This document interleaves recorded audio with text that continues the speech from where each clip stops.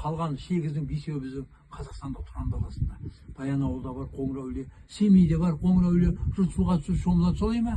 Оңтүстікте Қазығұртта бар, халық бара қоймайды. Бұрынғы Леңгір Төле би бабамыздың ауданында бар, онда сулы әулиелі үңгір Қоңырәулие. Одан кейін батыста Жайықта бар, мынау Сарайшық қалашығының жанында. Бүгінгі күндердің үстіне современный қазіргі заман зиратын салып жүрді. Кісілер кіруге қонуға қорқады анда. Айтамай, не қорқасың сен? Алла тағала қайтқан адам бізден дұғадам етеді. Тірі адам емес қой ол. Сен ішіне кіріп, Құраныңды оқып, сонда қону. Алла тағаланың мешіті. Бұлардың аузын бәркім басқа қарайды. Сөйтіп 5-еуі Қазақстанда ма? Бұның 3-еуі Европада. Мына Венгрияда бар. Западный Карпат дейді, батыс Карпатта. Мына біздің арқалап жасаған баспалдағымызбенен сіздер 1-ақ шақырым көтердіңіздер үстіне.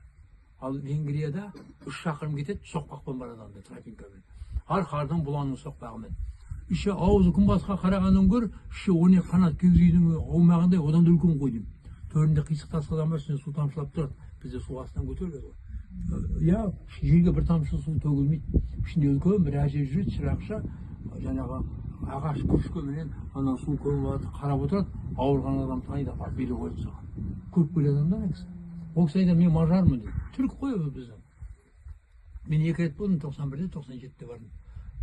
Одан кейін Иордания мен Израиль шекарасында. Анда мен 91-де болдым, 97-де бара алмадым. Палестинадан соғыс жүріп жатыр. Олар тастарын тұрмандай сары болады.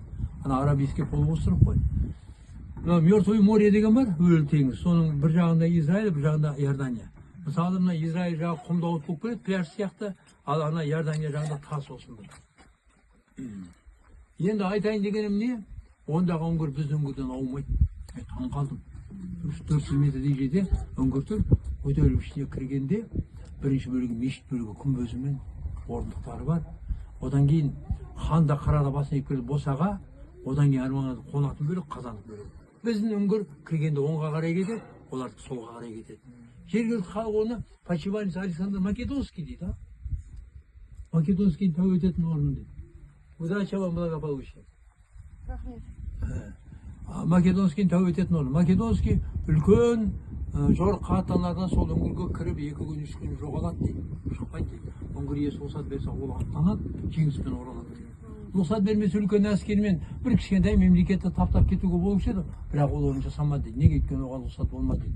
Одан кейінгі үңгір жаңағы Түркияда сіздер көрдіңіздер ме? Великолепный век Сұлтан Сулейманды. Ибрагим Паша.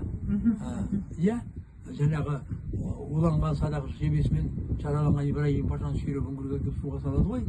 Ана Қоңырәулие деп жазылады.